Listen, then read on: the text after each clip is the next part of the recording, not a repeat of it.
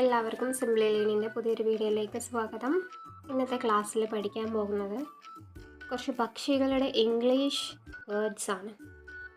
നമുക്കെല്ലാവർക്കും ഒരുപാട് പക്ഷികളുടെ മലയാളം അറിയാം.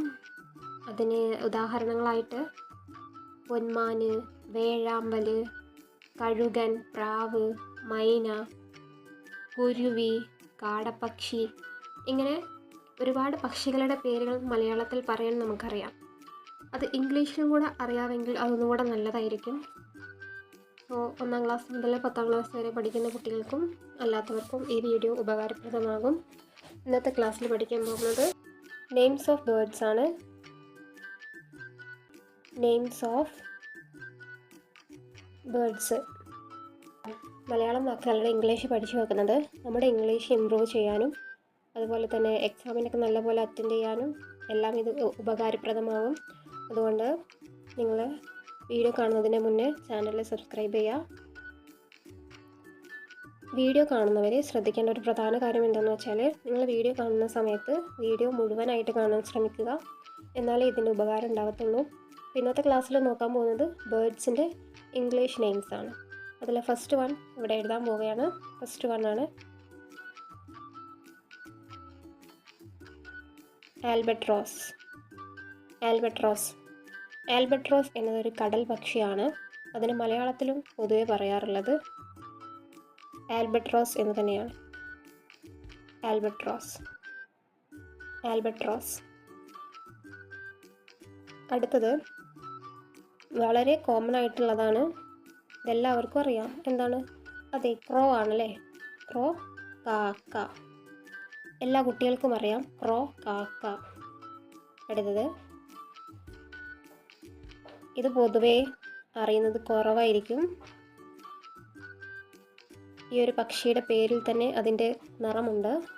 അതെ, ഇത് നീലക്കുയിലാണ്. ബ്ലൂ ജേ നീലക്കുയിൽ. ക്ലാസ് കാണുന്ന സമയത്ത് നോട്ടിൽ എഴുതണം. നെയിംസ് ഓഫ് ബേർഡ്സ് എന്ന് കൊടുത്തിട്ട് ഇങ്ങനെ പക്ഷികളുടെ പേരും മലയാളവും എഴുതി വെക്കുന്നത് ഏറെ ഉപകാരപ്രദമാകും. അടുത്തത് വളരെ കോമൺ ആയിട്ടുള്ള ഒരു പക്ഷിയുടെ പേരാണ് ഈഗിൾ, കഴുകൻ. അടുത്തത്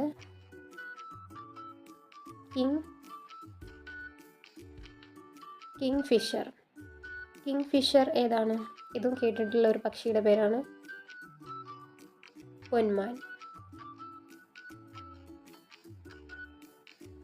അടുത്തത് അധികം കേട്ടിട്ടില്ലാത്ത ഒരു പക്ഷിയുടെ പേരാണ് ഹോൺബിൽ എന്ന് പറഞ്ഞാൽ വേഴാമ്പൽ.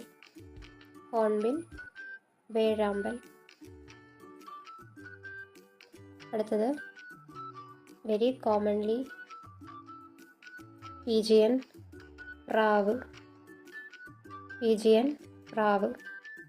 അടുത്തത് ഈ ഒരു പക്ഷിയുടെ പേരും കേട്ടിട്ടുണ്ടാവും. അതെ, പെൻഗ്വിൻ ആണ്. മലയാളത്തിലും പൊതുവെ പെൻഗ്വിൻ എന്ന് തന്നെയാണ് പറയാറുള്ളത്. പെൻഗ്വിൻ. അടുത്തത് ഈ ഒരു പക്ഷിയുടെ പേര് എഴുതുമ്പോൾ ശ്രദ്ധിക്കണം. മൈന. സെക്കൻഡ് ലെറ്റർ വൈ ഉണ്ട്. അടുത്തത് a beautiful bird swan. Arayannam.